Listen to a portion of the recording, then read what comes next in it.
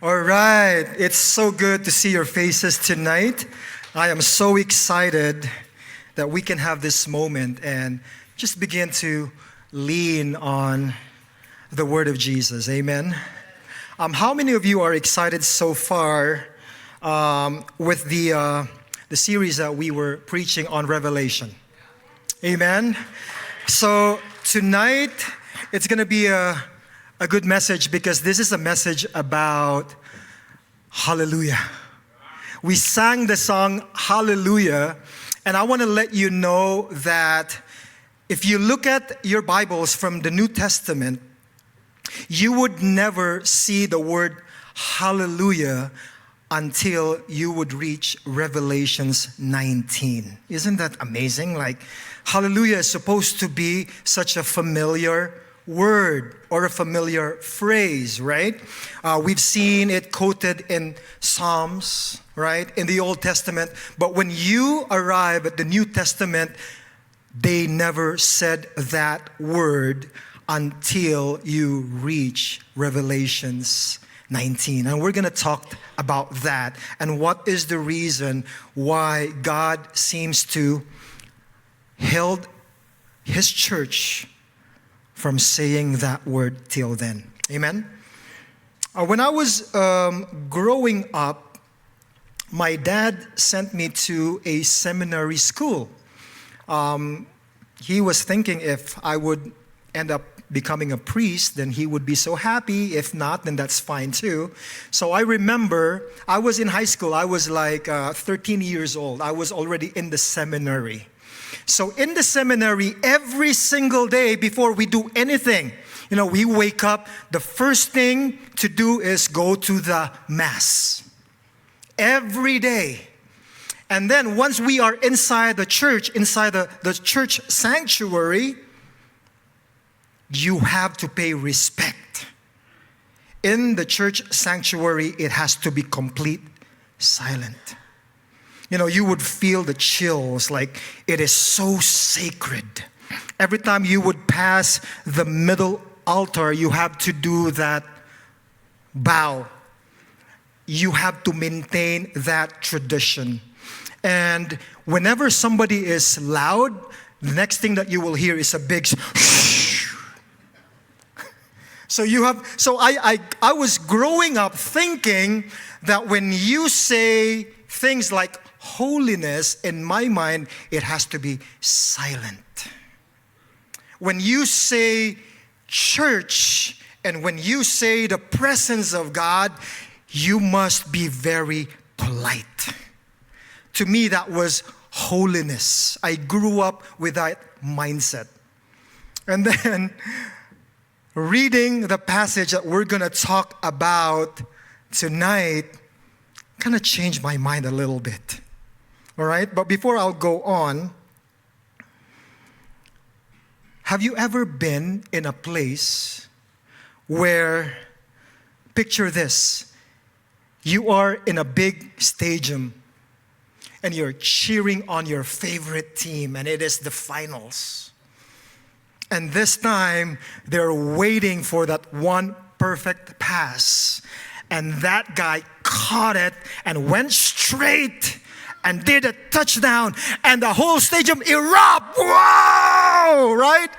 And I was able to experience this myself, not on a championship level, but last year, Piro and a bunch of us took us to Allegiant Stadium. It was my first time to watch a live football game between the Raiders and the Cowboys. So it was a big match. It was a big game.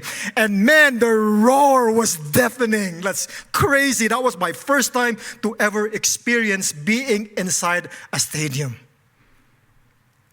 Now, in Revelations 19 verse 1. By the way, the title of the message tonight is The Sound of Heaven's Hallelujah. In Revelations 19:1, it says this: After this, I heard what sounded like a roar of a great multitude in heaven, growing up, I thought that heaven is really silent because there's full of holiness and sacredness that Father is there. And then here, John was saying that he heard a sound like a roar of great multitude in heaven shouting. This is what we're reading. Shouting, Hallelujah. If that sound that I heard last year in Allegiant Stadium was deafening, think about estimated 1 billion plus people in one of the greatest stadium that you could ever imagine, first class facilities, and everybody, all the multitude erupting in one great cheer, shouting, Hallelujah. What kind of a sound would that be? Man, oh man.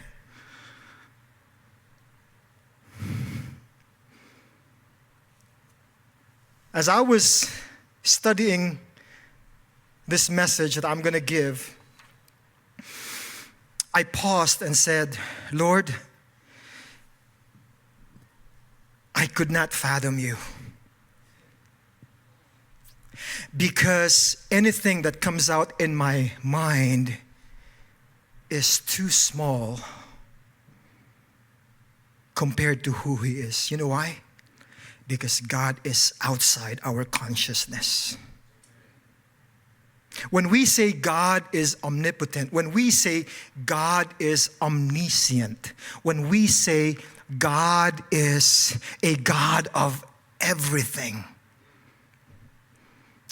when we say that God can see the future and God have seen the past and in between, it means that He is outside of the realm of where we are. Therefore, anything that we can think of, He is outside of that. Therefore, He is so big. You could not, in your crazy imagination, imagine who God is. He is bigger than what you can ever think of. Like right now, think about the greatest thing that your mind would allow you. He's bigger than that. So I pause for a while and say, Lord, help me preach this word to your people that they may know when they say that word hallelujah, it's going to come out from their hearts because you are so big. And I want you to know this. You are one of the multitudes in heaven who's going to shout that word one day. You will be a part of it. This is not happening yet. This is in the future. Can you imagine that day? This is just a preview of things to come. So I wanted to whet your appetite. I want you to be so excited because on that day, you will be able to experience and see God that you could not help yourself along with the multitudes and say, hallelujah. What is hallelujah? Hallelujah is two words from the Hebrew, hallel and yah. Hallel simply means to praise or to worship. And yah was derived from the word, the name of the Lord, Yahweh. Therefore, hallelujah is basically to praise or to worship the Lord or to praise Yahweh. When we say hallelujah, we are praising Yahweh. As I said earlier, these 4 hallelujahs that we're going to read in this verse have been kept for a time being. You will never hear this in your whole New Testament until we read this in Revelations 19. And tonight, I want us to go with each hallelujah. Why did God cause them not to speak of that word until the time was right? And what was the reason why they shouted on top of their lungs, hallelujah? There has to be a reason. Are you ready to know what those reasons are? And I want to invite you later, after the end of the service, we will practice it together. Amen? Amen. The first hallelujah that we will find in heaven is hallelujah of salvation. But before that, let's read the whole passage. And we will pray and we will go to each point. After this, I heard what sounded like a roar of a great multitude in heaven, shouting, hallelujah, salvation and glory and power belong to our God. For true and just are his judgments. He has condemned the great prostitute who corrupted the earth by her adulteries. He has avenged on her the blood of his servants. And again they shouted, hallelujah! The smoke from her goes up forever and ever. The 24 elders and the 4 living creatures fell down and worshiped God who was seated on the throne. And they cried, Amen, hallelujah. Then a voice came from the throne saying, praise our God, all you his servants who fear him, both great and small. Then I heard what sounded like a great multitude, like the roar of rushing waters, and like loud peals of thunder, shouting, hallelujah, for our Lord God Almighty reigns. Let us rejoice and be glad and give him glory, for the wedding of the Lamb has come, and his bride has made herself ready. Fine linen, bright and clean, was given her to wear. Father, we thank you for your words. I pray that in our time together, you would allow us to see a glimpse of heaven that would cause us to keep pushing when times are difficult. I thank you that we know from your word that you are victorious, and that is where we're going. Allow us to understand what your Spirit is trying to say tonight. In Jesus' name. Amen. The first sound of heaven's hallelujah is the hallelujah of salvation. The hallelujah of salvation. I'm going to read this again. Revelations 19:1 and 2, it says, after this, I heard what sounded like the roar of a great multitude in heaven shouting, hallelujah, salvation and glory and power belong to our God. The first cry of heaven was thanksgiving. It was not for riches. It was not for comfort. It was not for something that's beautiful and cozy. The first cry of heaven was for salvation. When you read this text in the Hebrew, it would say, hallelujah, the salvation, the glory, the power belongs to our God. So it means that it doesn't belong to kings. It doesn't belong to governments. It doesn't belong to armies. It doesn't belong to the richest man alive. It doesn't belong to the most influential man today. It doesn't belong to any other religions. Salvation exclusively belongs to Jesus. Now, some people would often ask and say, why is it that Jesus is the only way? I'm sure you've heard of people asking you this, right?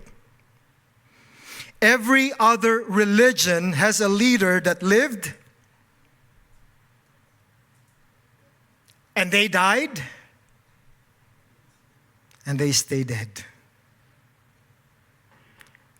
Buddha, he once said, I don't know the truth, but I am seeking the truth. He died, and he stayed dead. Prophet Muhammad, he said, I am the prophet of truth. We know he lived, he died, and he stayed dead. Confucius, he said, I never claim to know the truth, but I am trying to search for the truth. He lived, he died, and he stayed dead. Moses, he gave the law. He lived a glorious life. He died, and he stayed dead. Every leader of every religion there is, they lived, they died, and they stay dead. But in Revelations 1:18, and Pastor Roland preached on this subject, Jesus said, I am the living one. I was dead, and now look, I am alive forever and ever. Heaven shouted, hallelujah, because salvation belongs to our Jesus. Amen? There's no other God out there. He died, but he rose again 3 days later. Remember?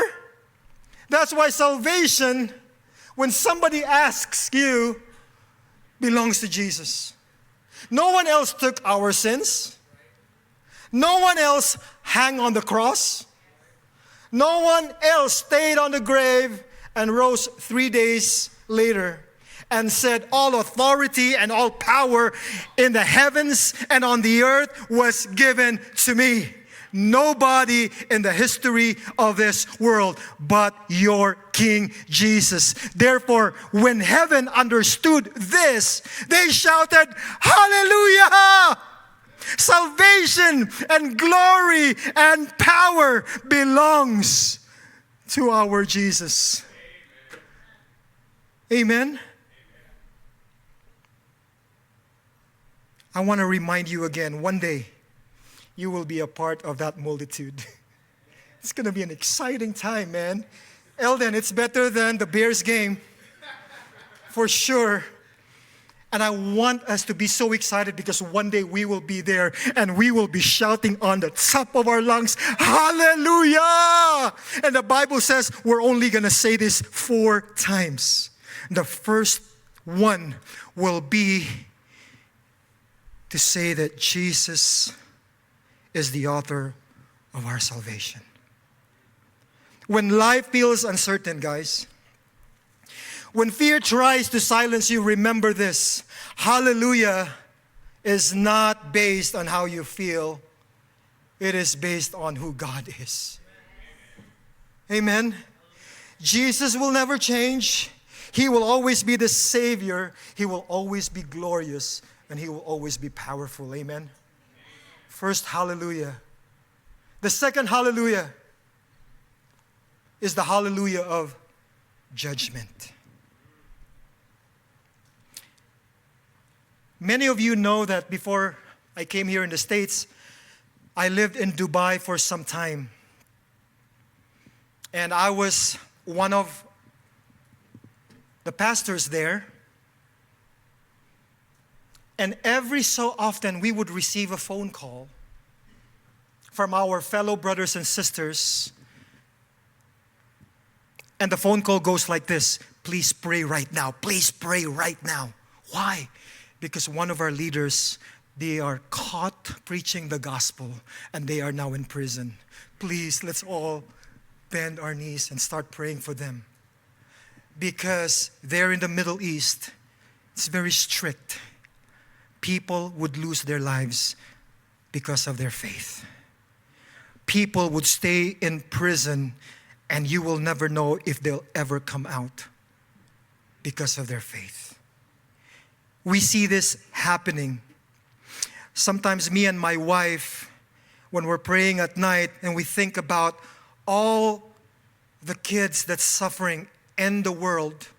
You know, when we heard about the war breaking out and the kids are being murdered, we cry out to God and say, Lord, why are these things happening? We see corrupt politicians. We see corrupt leaders taking advantage of their countrymen, right? We hear this in the news. Honest people being set up and thrown to prison, while the crooks and the dishonest ones they are the ones who's getting successful. And we hear this echoed in Psalm 73, 1-5. Let's go there. It says, surely God is good to Israel, to those who are pure in heart, but as for me, my feet has almost slipped. Why? I had nearly lost my foothold, for I envied the arrogant when I saw the prosperity of the wicked. When he opened, no, let's continue, sorry. Got carried away. They have no struggles. Their bodies are healthy and strong. They are free from common human burdens. They are not plagued by human ills. Say, Lord, here I am, I'm praying to you, but why is it that I could not catch a break? But why is it that it seems like they're enjoying, they are having the time of their life? Why? Where is your justice, God? And then in Revelation 6, 9-10, oh my gosh, here goes. When he opened the fifth seal, I saw under the altar the souls of those who have been slain because of the word of God and the testimony they had maintained. They called out in a loud voice, how long, sovereign Lord, holy and true, until you judge the inhabitants of the earth and avenge our blood. These are the blood of the saints who have been slain. And then we go to Revelations 19, 2-3, and God says, wait no more. In Revelations 19, 2-3, it says, for true and just are his judgments. He has condemned the great prostitute who corrupted the earth by her adulteries. He has avenged on her the blood of his servants. And again they shouted, hallelujah! Hallelujah for God's judgment. Listen, it may take a while, but God showed this vision to John to let us know that no evil, listen to this, no evil in this world will ever get away. Every tear, every injustice, every persecution is now answered by the righteous judge.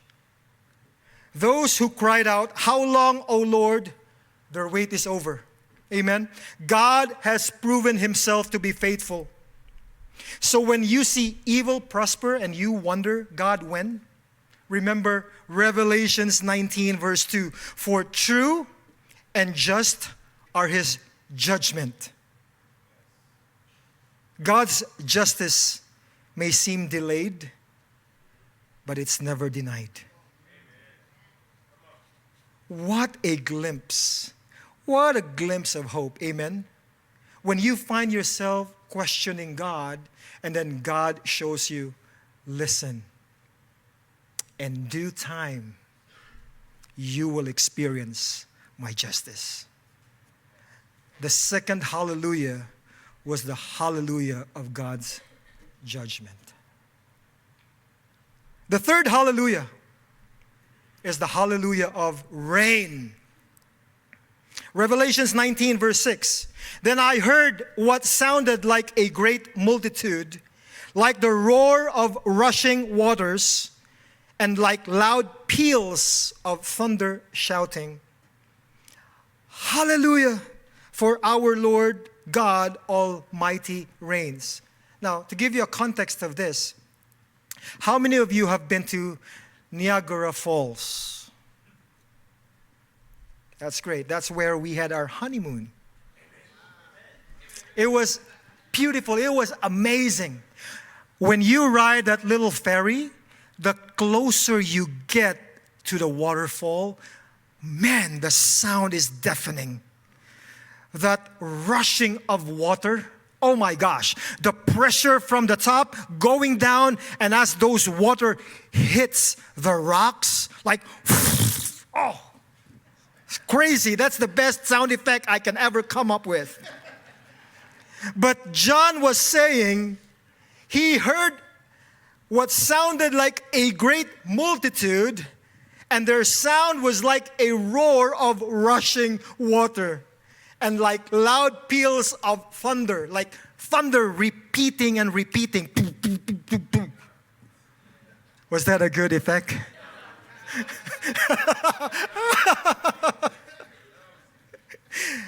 That is how they sounded, men, when they were shouting the hallelujah. And why were they shouting hallelujah? They were shouting hallelujah because our Lord God Almighty reigns. Kingdoms and dynasties have come and gone. Even Daniel prophesied about this. The great King Nebuchadnezzar and his Babylons. Soon, the great Alexander came with his mighty Greeks. And then after that, King Cyrus of Persia came and dominate, only to be beaten by Caesar and the Romans. And then you go forward, you would see in history people like the Nazis and Hitler. And then you would see all these dynasties and kingdoms. Where are they now? And what Ayo said earlier, our king is sitting on his throne tonight as we're talking about this. Because he reigns. Jesus today is sitting on the throne and he reigns forever and ever. And the saints and the multitudes that sounded like a rushing of water and peals of thunder were shouting, Hallelujah. Our God reigns.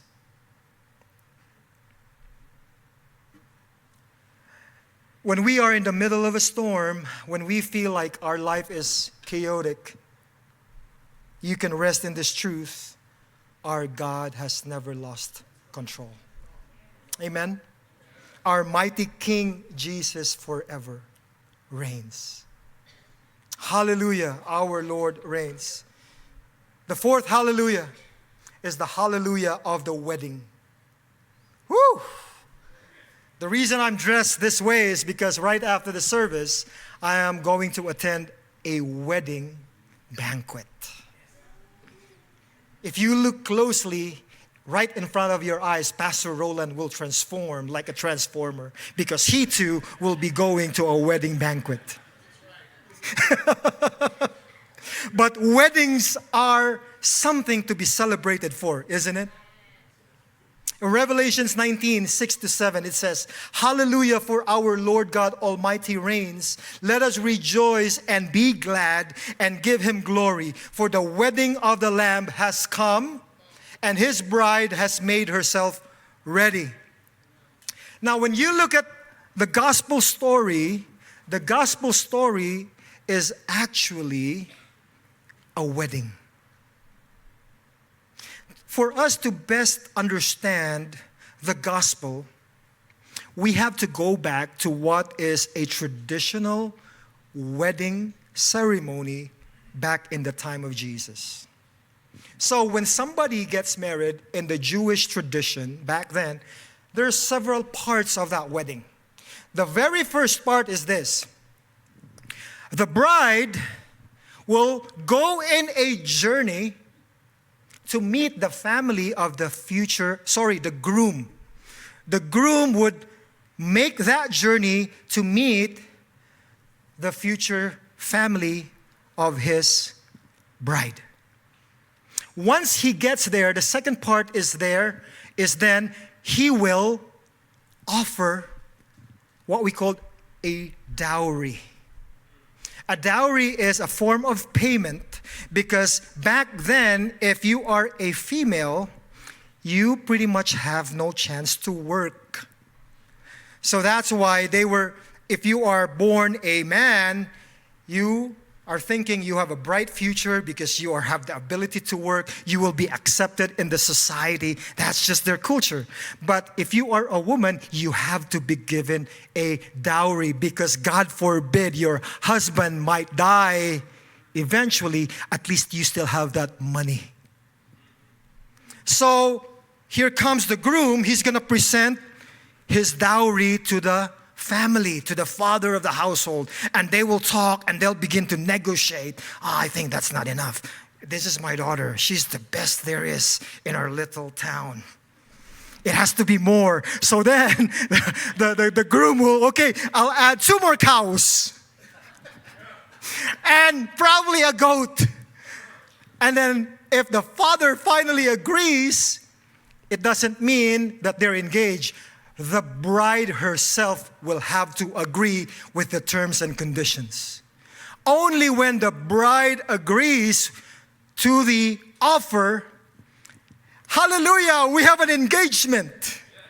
So they are now engaged, right? And then after that, the groom will have to leave so that he can prepare a house for the bride. Now, funny thing is, when he comes back, it will be unannounced.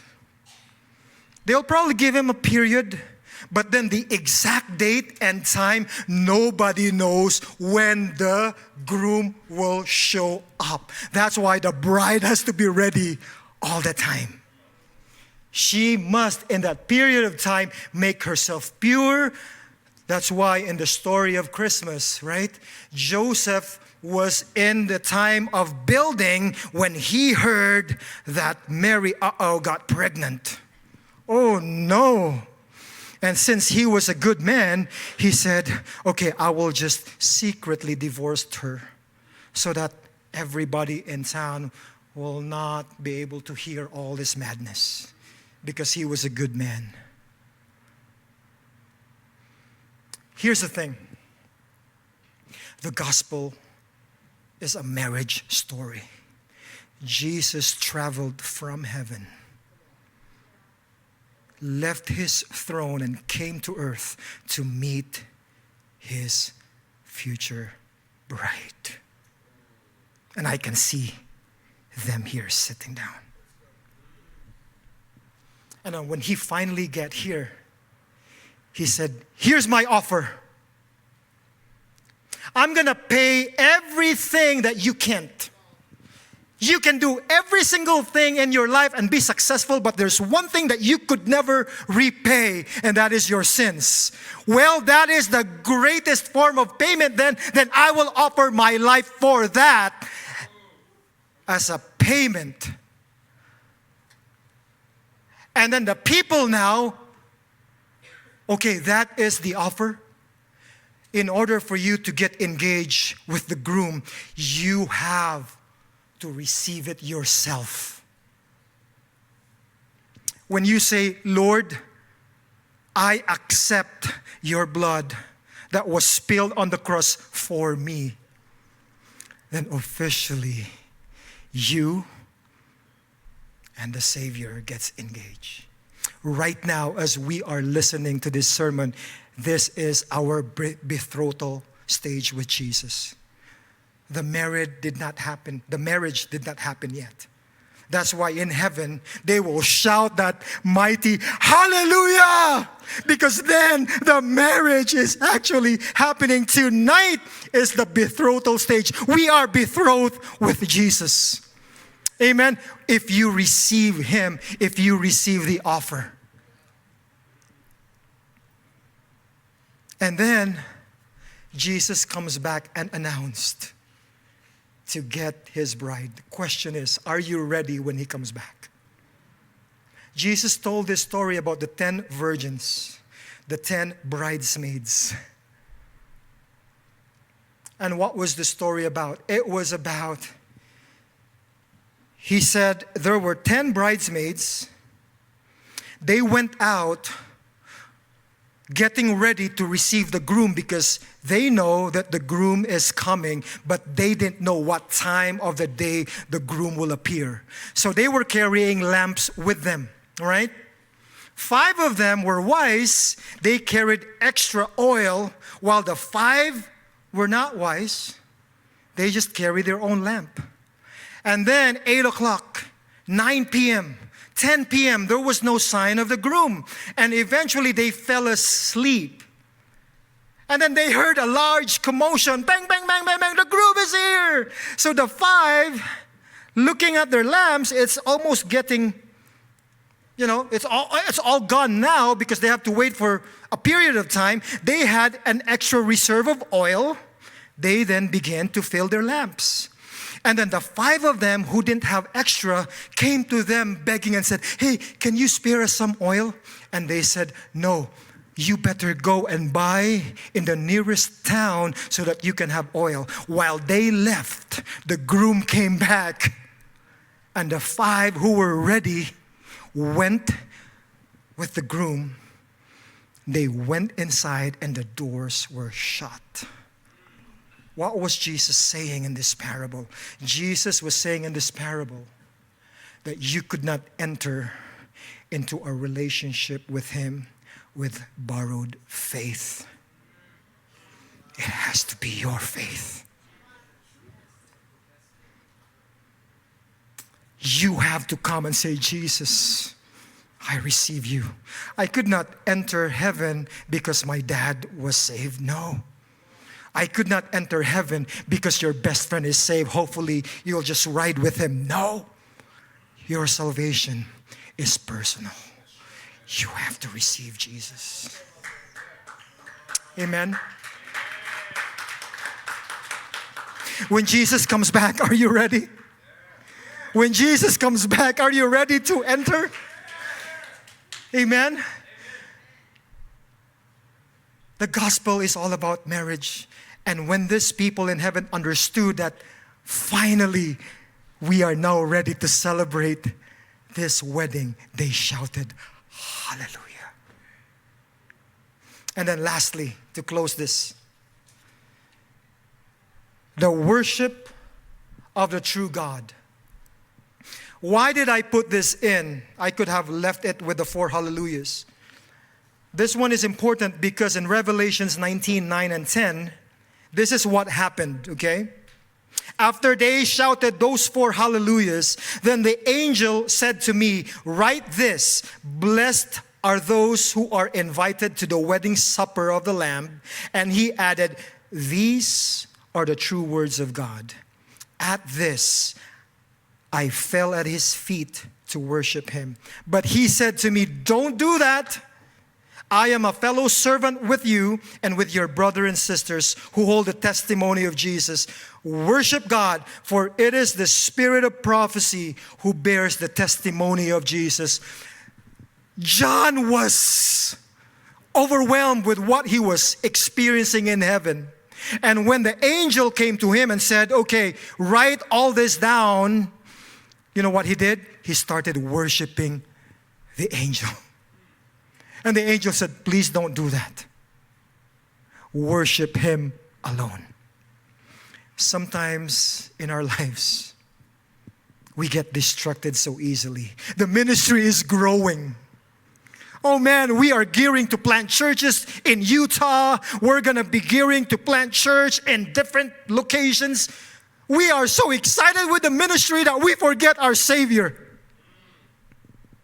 We are so excited with our mission. And then Jesus is no longer there. He's just in the sideline. We are so excited about our careers. I wanted to build this. I want to have this. I want to have this all. I want to store all these treasures. And then once you have it, you said, okay, tomorrow is the vacation of my life because finally I got every single thing. I have stored them all up. And God shows you that night and says, you fool, tonight is your last. We get so excited with many things and we get distracted. Instead of worshiping Him, we started finding ourselves worshiping on people, money, careers, church. You are so excited to attend the music team and your heart is not for the Lord. You just want to play the guitar. People's experiences. These things are a distraction, amen? In everything we do, put Jesus in the center. On my way here, I set my music probably to 10, and I was just worshiping Jesus. I was singing the third song that we were saying, Hallelujah to the Lamb. Worthy is the Lamb. I was driving. And then the person in front of me, he was maintaining a speed of 35 in a 45. And then I said, you know what? I'm just going to worship Jesus. I just want to worship Jesus. But then it went 5 minutes already, and this person was still maintaining 35 on a 45. And right there and then, I got so distracted. Even my music was blazing. It was loud in my car. All I can think of was, why is she driving 35?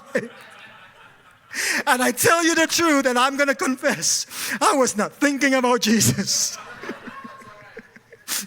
I was so distracted with what I was feeling and what my emotion state was at that time. You know what? As people, sometimes we can easily get distracted.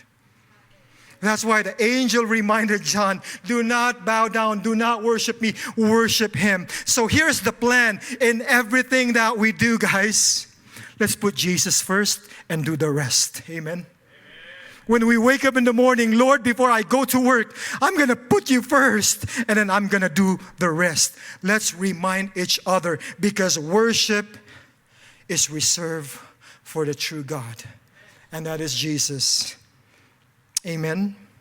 He created us. He saved us. He restored us. He accepted us. He adopted us to His family so that we can enjoy eternity with Him.